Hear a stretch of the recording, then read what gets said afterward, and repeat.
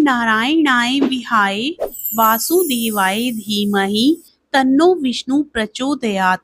प्रेम से बोलिए बृहस्पति देव भगवान की जय। मित्रों, आज बृहस्पतिवार का दिन है और आज हम सुनेंगे संपूर्ण बृहस्पतिवार की व्रत कथा और आरती। गुरुवार के दिन प्रातःकाल उठकर स्नान आदि करने के बाद व्रत का संकल्प लेना चाहिए। इसके बाद भगवान विष्णु जी और बृहस्पति देव का ध्यान करें। गुरुवार के दिन प्रभु नारायण को पीले वस्त्र, फूल, फल, मिठाई आदि चढ़ाएं। पूजा में केला और केले के पत्ते का उपयोग जरूर करें। इसके बाद गुरुवार व्रत की कथा को पढ़ें। गुरुवार व्रत की कथा के अनुसार वर्ष में एक प्रतापी और दानी राजा राज्य करता था। वह नित्य गरीबों और ब्राह्मणों की सहायता करता था। यह बात उसकी रानी को अच्छी नहीं लगती थी। वह ना ही गरीबों को दान देती, ना ही भगवान का पूजन करती थी और राजा को भी दान देने से मना किया करती थी। एक दिन राजा शिकार खेलने वन को गए हुए थे, तो रानी महल में अकेली थी।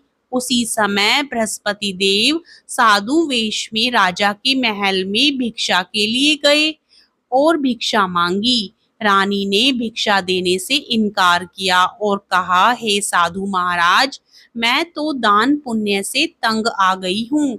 मेरे पति सारा धन लुटाते रहते हैं। मेरी इच्छा है कि हमारा सारा धन नष्ट हो जाए, फिर ना रहेगा बांस, ना बजेगी बांसुरी। साधु ने कहा, देवी तुम तो बड़ी ही विचित्र हो। धन संतान तो सभी चाहते हैं, पुत्र और लक्ष्मी तो पापी के घर भी होने चाहिए।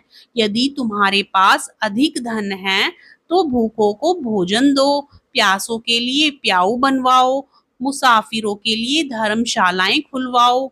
जो निर्धन अपनी कुंवारी कन्याओं का विवाह नहीं करा सकते, उनका विवाह करा दो। ऐसे और कई काम हैं जिनके करने से तुम्हारा यश लोक परलोक में फैलेगा। परंतु रानी पर उपदेश का कोई प्रभाव ना पड़ा। वह बोली, महाराज आप मुझे कुछ न समझाएं। मैं ऐसा धन नहीं चाहती जो हर जगह बांटती फिरूं। साधु ने उत्तर दिया, यदि तुम्हारी ऐसी इच्छा है तो तथास्तु। तुम ऐसा करना कि बृहस्पतिवार को घर लीपकर पीली मिट्टी से अपना सिर धोकर स्नान करना, भट्टी चढ़ाकर कपड़े धोना। ऐसा करने से आपका सारा धन नष्ट हो जाएगा। इतना कहकर वह साधु महाराज वहां से आलोप हो गए। साधु के अनुसार कई बातों को पूरा करते हुए रानी को केवल 3 बृहस्पतिवार ही बीते थे कि उसकी समस्त धन संपत्ति नष्ट हो गई। भोजन के लिए राजा का परिवार तरसने लगा। एक दिन राजा ने रानी से बोला कि हे रानी, तुम यहीं रहो, मैं दूसरे देश को जाता हूँ, क्योंकि यहाँ पर सभी लोग मुझे जानते हैं, इसलिए मैं कोई छोटा कार्य नहीं कर सकता। ऐसा कहकर राजा परदेश चला गया। वहां वह जंगल से लकड़ी काट कर लाता और शहर में बेचता। इस तरह वह अपना जीवन व्यतीत करने लगा।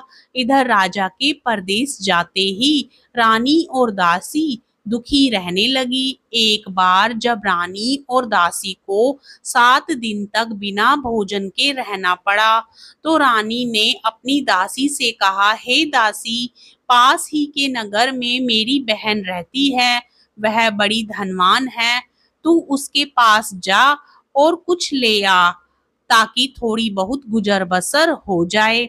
दासी रानी की बड़ी बहन के पास गई। उस दिन गुरुवार था और रानी की बहन उस समय बृहस्पतिवार व्रत की कथा सुन रही थी। दासी ने रानी की बहन को अपनी रानी का संदेश दिया, लेकिन रानी की बड़ी बहन ने कोई उत्तर नहीं दिया। जब दासी को रानी की बहन से कोई उत्तर नहीं मिला तो वह बहुत दुखी हुई और उसे क्रोध भी आया। दासी ने वापस आकर रानी को सारी बात बता दी।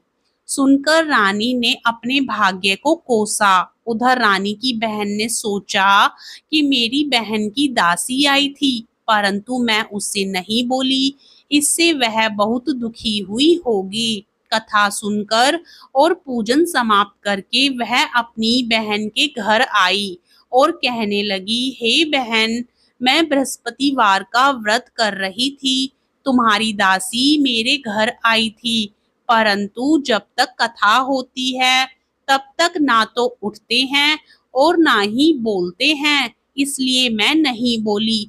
कहो दासी क्यों गई थी? रानी बोली, बहन तुमसे क्या छिपाऊं, हमारे घर में खाने तक को अनाज नहीं था। ऐसा कहते कहते रानी की आंखें भर आई। उसने दासी समेत पिछले 7 दिनों से भूखे रहने तक की बात अपनी बहन को विस्तार पूर्वक सुना दी। रानी की बहन बोली, देखो बहन, भगवान बृहस्पति देव सबकी मनोकामना को पूर्ण करते हैं। देखो, शायद तुम्हारे घर में अनाज रखा हो। पहले तो रानी को विश्वास नहीं हुआ, पर बहन के आग्रह करने पर उसने अपनी दासी को अंदर भेजा तो उसे सचमुच अनाज से भरा एक घड़ा मिल गया। यह देखकर दासी को बड़ी हैरानी हुई। दासी रानी से कहने लगी, हे रानी, जब हमको भोजन नहीं मिलता तो हम व्रत ही तो करते हैं, इसलिए क्यों ना इनसे व्रत और कथा की विधि पूछ ली जाए ताकि हम भी व्रत कर सकें। तब रानी ने अपनी बहन से बृहस्पतिवार व्रत के बारे में पूछा। उसकी बहन ने बताया, बृहस्पतिवार के व्रत में चने की दाल और मुनक्का से विष्णु भगवान का केले की जड़ में पूजन करें तथा दीपक जलाएं, व्रत कथा सुने और पीला भोजन ही करें, इससे बृहस्पति देव प्रसन्न होते हैं। व्रत और पूजन विधि बताकर रानी की बहन अपने घर को लौट गई। 7 दिन के बाद जब गुरुवार आया तो रानी और दासी ने व्रत रखा। गुड़साल में जाकर चना और गुड़ लेकर आई, फिर उससे केले की जड़ तथा विष्णु भगवान का पूजन किया। अब पीला भोजन कहाँ से आए, इस बात को लेकर दोनों बहुत दुखी थी। चूंकि उन्होंने व्रत रखा था, इसलिए बृहस्पति देव उनसे प्रसन्न थे।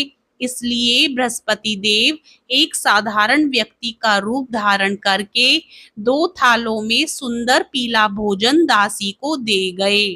भोजन पाकर दासी प्रसन्न हुई और फिर रानी के साथ मिलकर भोजन ग्रहण किया। उसके बाद वे सभी गुरुवार को व्रत और पूजन करने लगी। बृहस्पति भगवान की कृपा से उनके पास फिर से धन संपत्ति आ गई, परंतु रानी फिर से पहले की तरह आलस्य करने लगी। तब दासी बोली, देखो रानी, तुम पहले भी इस प्रकार आलस्य करती थी, तुम्हें धन रखने में कष्ट होता था, इस कारण सभी धन नष्ट हो गया, और अब जब भगवान बृहस्पति देव की कृपा से धन मिला है तो तुम्हें फिर से आलस्य होता है।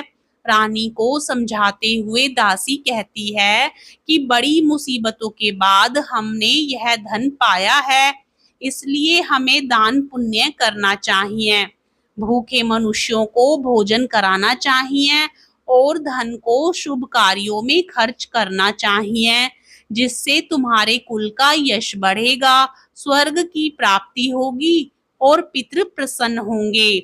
दासी की बात मानकर रानी अपना धन शुभ कार्यों में खर्च करने लगी, जिससे पूरे नगर में उसका यश फैलने लगा। उधर दूसरी तरफ एक दिन राजा दुखी होकर जंगल में एक पेड़ के नीचे आसन जमाकर बैठ गया। वह अपनी दशा को याद करके व्याकुल होने लगा। बृहस्पतिवार का दिन था। एकाएक उसने देखा कि निर्जन वन में एक साधु प्रकट हुए। वह साधु वेश में स्वयं बृहस्पति देवता थे। लकड़हारे के सामने आकर बोले, हे लकड़हारे, इस सुनसान जंगल में तू चिंतामग्न क्यों बैठा है? लकड़हारे ने दोनों हाथ जोड़कर प्रणाम किया और उत्तर दिया, महात्मा जी, आप सब कुछ जानते हैं, मैं क्या कहूँ? यह कहकर रोने लगा और साधु को अपनी आत्मकथा सुनाई। महात्मा जी ने कहा, तुम्हारी स्त्री ने बृहस्पतिवार के दिन बृहस्पति देव भगवान का निरादर किया है, जिसके कारण रुष्ट होकर उन्होंने तुम्हारी यह दशा कर दी। अब तुम चिंता को दूर करके मेरे कहने पर चलो, तो तुम्हारे सब कष्ट दूर हो जाएंगे और भगवान पहले से भी अधिक संपत्ति देंगे। तुम बृहस्पतिवार के दिन कथा किया करो। 2 पैसे के चने मुनक्का लाकर उसका प्रसाद बनाओ और शुद्ध जल से लोटे में शक्कर मिलाकर अमृत तैयार करो। कथा के पश्चात अपने सारे परिवार और सुनने वाले प्रेमियों में अमृत व प्रसाद बांटकर आप भी ग्रहण करो। ऐसा करने से भगवान तुम्हारी सब मनोकामनाएं पूरी करेंगे। साधु के ऐसे वचन सुनकर लकड़हारा बोला, हे प्रभो, मुझे लकड़ी बेचकर इतना पैसा नहीं मिलता जिससे भोजन के उपरांत कुछ बचा सकूं। मैंने रात्रि में अपनी स्त्री को व्याकुल देखा है। मेरे पास कुछ भी नहीं जिससे मैं उसकी खबर मंगा सकूं। साधु ने कहा, हे लकड़हारे, तुम किसी बात की चिंता मत करो। बृहस्पतिवार के दिन तुम रोजाना की तरह लकड़ियां लेकर शहर को जाओ। तुमको रोज से दुगना धन प्राप्त होगा, जिससे तुम भली भांति भोजन कर लोगे तथा बृहस्पति देव की पूजा का सामान भी आ जाएगा। इतना कहकर साधु अंतर ध्यान हो गए। धीरे धीरे समय व्यतीत होने पर फिर वही बृहस्पतिवार का दिन आया। लकड़हारा जंगल से लकड़ी काटकर किसी शहर में बेचने गया। उसे उस दिन और दिन से अधिक पैसा मिला। राजा ने चना, गुड़ आदि लाकर गुरुवार का व्रत किया। उस दिन से उसके सभी कलेश दूर हो गए। परंतु जब दोबारा गुरुवार का दिन आया तो बृहस्पतिवार का व्रत करना भूल गया। इस कारण बृहस्पति भगवान नाराज हो गए। उस दिन उस नगर के राजा ने विशाल यज्ञ का आयोजन किया तथा शहर में यह घोषणा करा दी कि कोई भी मनुष्य अपने घर में भोजन ना बनाए, ना आग जलाए। समस्त जनता मेरे यहाँ भोजन करने आए। इस आज्ञा को जो नहीं मानेगा उसे फांसी की सजा दी जाएगी। इस तरह की घोषणा संपूर्ण नगर में करवा दी गई। राजा की आज्ञा अनुसार शहर के सभी लोग भोजन करने गए, लेकिन लकड़हारा कुछ देर से पहुंचा, इसलिए राजा उसको अपने साथ घर लिवा ले गए और ले जाकर भोजन करा रहे थे तो रानी की दृष्टि उस खूंटी पर पड़ी जिस पर उसका हार लटका हुआ था। वह वहां पर दिखाई नहीं दिया। रानी ने निश्चय किया कि मेरा हार इस मनुष्य ने चुरा लिया है। उसी समय सिपाहियों को बुलाकर उसको कारागार में डलवा दिया। जब लकड़हारा कारागार में पड़ गया और बहुत दुखी होकर विचार करने लगा कि ना जाने कौन से पूर्व जन्म के कर्म से मुझे यह दुख प्राप्त हुआ है, और उसी साधु को याद करने लगा जो कि जंगल में मिला था। उसी समय तत्काल बृहस्पति देव साधु के रूप में प्रकट हुए और उसकी दशा को देखकर कहने लगे, अरे मूर्ख, तूने बृहस्पति देव की कथा नहीं करी, इस कारण तुझे दुख प्राप्त हुआ है। अब चिंता मत कर। बृहस्पतिवार के दिन कारागार के दरवाजे पर 4 पैसे पड़े मिलेंगे, उनसे तू बृहस्पति देव की पूजा करना, तेरे सभी कष्ट दूर हो जाएंगे। बृहस्पतिवार के दिन उसे 4 पैसे मिले। लकड़हारे ने कथा कही। उसी रात्रि को बृहस्पति देव ने उस नगर के राजा को स्वप्न में कहा, हे राजा, तूने जिस आदमी को कारागार में बंद कर दिया है वह निर्दोष है, वह राजा है, उसे छोड़ देना। रानी का हार उसी खूंटी पर लटका है। अगर तू ऐसा नहीं करेगा तो मैं तेरे राज्य को नष्ट कर दूंगा। इस तरह रात्रि के स्वप्न को देखकर राजा प्रातःकाल उठा और खूंटी पर हार देखकर लकड़हारे को बुलाकर क्षमा मांगी तथा लकड़हारे को योग्य सुंदर वस्त्र आभूषण देकर विदा कर दिया। बृहस्पति देव की आज्ञा अनुसार लकड़हारा अपने नगर को चल दिया। राजा जब अपने नगर के निकट पहुंचा तो उसे बड़ा आश्चर्य हुआ। नगर में पहले से अधिक बाग, तालाब, कुएं तथा बहुत सी धर्मशाला, मंदिर आदि बन गई हैं। राजा ने पूछा, यह किसका बाग और धर्मशाला है? तब नगर के सब लोग कहने लगे, यह सब रानी और बांदी के हैं। तो राजा को आश्चर्य हुआ और गुस्सा भी आया। जब रानी ने यह खबर सुनी कि राजा आ रहे हैं, तो उन्होंने बांदी से कहा कि हे दासी, देख राजा हमको कितनी बुरी हालत में छोड़ गए थे। हमारी ऐसी हालत देखकर वह लौट न जाएं, इसलिए तू दरवाजे पर खड़ी हो जा। आज्ञा अनुसार दासी दरवाजे पर खड़ी हो गई। राजा आए तो उन्हें अपने साथ लिवा लाई। तब राजा ने क्रोध करके अपनी रानी से पूछा कि यह धन तुम्हें कैसे प्राप्त हुआ है? तब उन्होंने कहा, हमें यह सब धन बृहस्पति देव के इस व्रत के प्रभाव से प्राप्त हुआ है। तब राजा ने निश्चय किया कि 7 रोज बाद तो सभी बृहस्पति देव का पूजन करते हैं, परंतु मैं प्रतिदिन दिन में 3 बार कहानी तथा रोज व्रत किया करूंगा। अब हर समय राजा के दुपट्टे में चने की दाल बंधी रहती तथा दिन में 3 बार कहानी कहता। एक रोज राजा ने विचार किया कि चलो अपनी बहन के यहाँ हो आते हैं। इस तरह निश्चय कर राजा घोड़े पर सवार हो अपनी बहन के यहाँ चलने लगा। मार्ग में उसने देखा कुछ आदमी एक मुर्दे को लिए जा रहे हैं। उन्हें रोककर राजा कहने लगा, अरे भाइयों, मेरी बृहस्पति देव की कथा सुन लो। वे बोले, लो हमारा तो आदमी मर गया है, इसको अपनी कथा की पड़ी है। परंतु कुछ आदमी बोले, अच्छा कहो, हम तुम्हारी कथा भी सुनेंगे। राजा ने दाल निकाली और जब कथा आधी हुई थी कि मुर्दा हिलने लग गया, और जब कथा समाप्त हो गई तो राम राम करके मनुष्य उठकर खड़ा हो गया। आगे मार्ग में उसे एक किसान खेत में हल चलाता मिला। राजा ने उसे देख और उससे बोले, अरे भैया, तुम मेरी बृहस्पतिवार की कथा सुन लो। किसान बोला, जब तक मैं तेरी कथा सुनूंगा तब तक 4 हरैया जोत लूंगा। जा अपनी कथा किसी और को सुनाना। इस तरह राजा आगे चलने लगा। राजा के हटते ही बैल पछाड़ खाकर गिर गए तथा किसान के पेट में बड़ी जोर का दर्द होने लगा। उसी समय उसकी माँ रोटी लेकर आई। उसने जब यह देखा तो अपने पुत्र से सब हाल पूछा और बेटे ने सभी हाल कह दिया।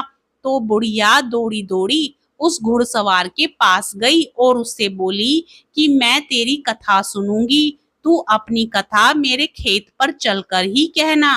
राजा ने बुढ़िया के खेत पर जाकर कथा कही, जिसके सुनते ही वह बैल उठ खड़े हुए तथा किसान के पेट का दर्द भी बंद हो गया।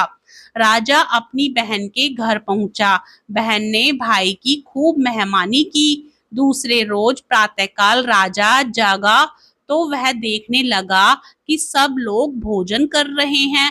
राजा ने अपनी बहन से कहा, ऐसा कोई मनुष्य है जिसने भोजन नहीं किया हो? मेरी बृहस्पतिवार की कथा सुन ले। बहन बोली, हे भैया, यह देश ऐसा ही है कि पहले यहाँ लोग भोजन करते हैं, बाद में अन्य काम करते हैं। अगर कोई पड़ोस में हो तो देख आती हूँ। वह ऐसा कहकर देखने चली गई, परंतु उसे कोई ऐसा व्यक्ति नहीं मिला जिसने भोजन ना किया हो। अतः वह एक कुम्हार के घर गई जिसका लड़का बीमार था। उसे मालूम हुआ कि उनके यहाँ 3 रोज से किसी ने भोजन नहीं किया है। रानी ने अपने भाई की कथा सुनने के लिए कुम्हार से कहा। वह तैयार हो गया। राजा ने जाकर बृहस्पतिवार की कथा कही, जिसको सुनकर उसका लड़का ठीक हो गया। अब तो राजा की प्रशंसा होने लगी। एक रोज राजा ने अपनी बहन से कहा कि हे बहन, हम अपने घर को जाएंगे, तुम भी तैयार हो जाओ। राजा की बहन ने अपनी सास से कहा। सास ने कहा, हाँ चली जा, परंतु अपने लड़कों को मत ले जाना, क्योंकि तेरे भाई के कोई औलाद नहीं है। बहन ने अपने भैया से कहा, हे भैया, मैं तो चलूंगी पर कोई बालक नहीं जाएगा। राजा बोला, जब कोई बालक नहीं चलेगा तब तुम ही क्या करोगी। बड़े दुखी मन से राजा अपने नगर को लौट आया। राजा ने अपनी रानी से कहा, हम निर्वंशी हैं, हमारा मुंह देखने का धर्म नहीं है, और कुछ भोजन आदि भी नहीं किया। रानी बोली, हे प्रभु, बृहस्पति देव ने हमें सब कुछ दिया है, वह हमें औलाद अवश्य देंगे। उसी रात को बृहस्पति देव ने राजा से स्वप्न में कहा, हे राजा उठ, सभी सोच त्याग दे, तेरी रानी गर्भ से है। राजा की यह बात सुनकर बड़ी खुशी हुई। 9वें महीने में उसके गर्भ से एक सुंदर पुत्र पैदा हुआ। तब राजा बोला, हे रानी, स्त्री बिना भोजन के रह सकती है, पर बिना कहे नहीं रह सकती। जब मेरी बहन आए तो तुम उससे कुछ मत कहना। रानी ने सुनकर हाँ कर दिया। जब राजा की बहन ने यह शुभ समाचार सुना तो वह बहुत खुश हुई तथा बधाई लेकर अपने भाई के यहाँ आई। तभी रानी ने कहा, घोड़ा चढ़कर तो नहीं आई, गधा चढ़ी आई। राजा की बहन बोली, भाभी, मैं इस प्रकार ना कहती तो तुम्हें औलाद कैसे मिलती। बृहस्पति देव ऐसे ही हैं, जिसके मन में कामनाएं हैं सभी को पूर्ण करते हैं। जो सद्भावना पूर्वक बृहस्पतिवार का व्रत करता है एवं कथा पढ़ता है अथवा सुनता है, दूसरों को सुनाता है, बृहस्पति देव उसकी सभी मनोकामना पूर्ण करते हैं। भगवान बृहस्पति देव सदा उसकी रक्षा करते हैं। संसार में जो मनुष्य सद्भावना से भगवान जी का पूजन व्रत सच्चे हृदय से करते हैं तो उनकी सभी मनोकामनाएं पूर्ण करते हैं। जैसी सच्ची भावना से रानी और राजा ने उनकी कथा का गुणगान किया तो उनकी सभी इच्छाएं बृहस्पति देव जी ने पूर्ण की थी। इसलिए पूर्ण कथा सुनने के बाद प्रसाद लेकर जाना चाहिए। हृदय से उसका मनन करते हुए जयकारा बोलना चाहिए। बोलो बृहस्पति देव की जय, भगवान विष्णु की जय। बृहस्पतिवार की व्रत कथा सुनने के बाद आरती भी जरूर सुननी चाहिए। आरती को पूर्ण श्रद्धा और विश्वास के साथ श्रवण करें। जय बृहस्पति देवा, ओम जय बृहस्पति देवा, छिन छिन भोग लगाऊं कदली फल मेवा। ओम जय बृहस्पति देवा, जय बृहस्पति देवा, तुम पूर्ण परमात्मा, तुम अंतर्यामी, जगत पिता जगदीश्वर, तुम सबके स्वामी। ओम जय बृहस्पति देवा, चरणामृत निज निर्मल, सब पातक हरता, सकल मनोरथ दायक, कृपा करो भरता। ओम जय बृहस्पति देवा, तन मन धन अर्पण कर, जो जन शरण पड़े, प्रभु प्रकट तब होकर आकर द्वार खड़े। ओम जय बृहस्पति देवा, दीन दयाल दयानिधि, भक्तन हितकारी, पाप दोष सब हरता, भव बंधन हारी।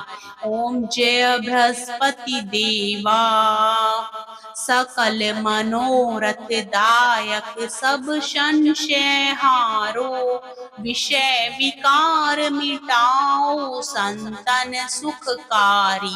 ओम जय बृहस्पति देवा, जो कोई आरती तेरी प्रेम सहित गावे, जेठानंद आनंद कर सो निश्चय पावे। ओम जय बृहस्पति देवा, जय बृहस्पति देवा। सब बोलो विष्णु भगवान की जय, बोलो बृहस्पति देव भगवान की जय।